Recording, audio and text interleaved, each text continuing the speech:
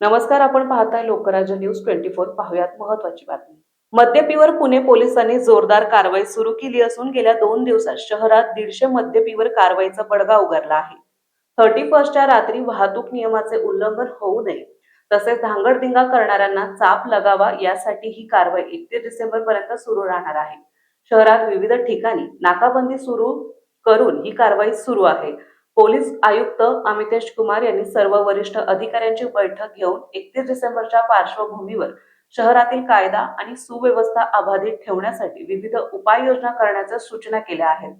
याच कालावधीत drunk and drive वर विशेष लक्ष देण्यात, त्याविरुद्ध कडक कारवाई आणि व्यापक कारवाई करण्याच्या स्पष्ट सूचना देण्यात आल्या आहेत।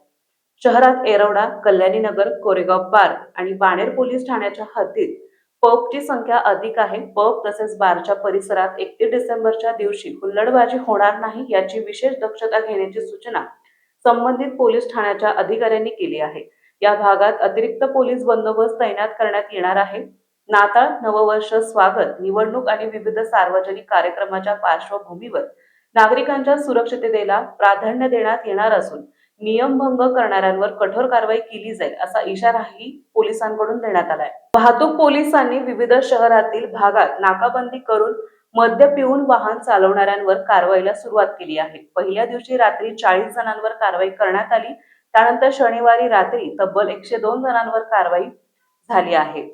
पुढील 3 दिवस आणखी तीव्रता वाढत मोठ्या संख्येने नाकाबंदी लावून कारवाई केली जाणार आहे। हुल्लडबाजी करणाऱ्यांवर देखील पोलिसांचे विशेष लक्ष असणार आहे। महाराष्ट्रातील महत्त्वाच्या आणि ताज्या बातम्या पाहण्यासाठी आजच आमच्या लोकराज्य न्यूज 24 न्यूज चॅनलला YouTube वर सबस्क्राईब करा आणि बेल आयकॉन प्रेस करा।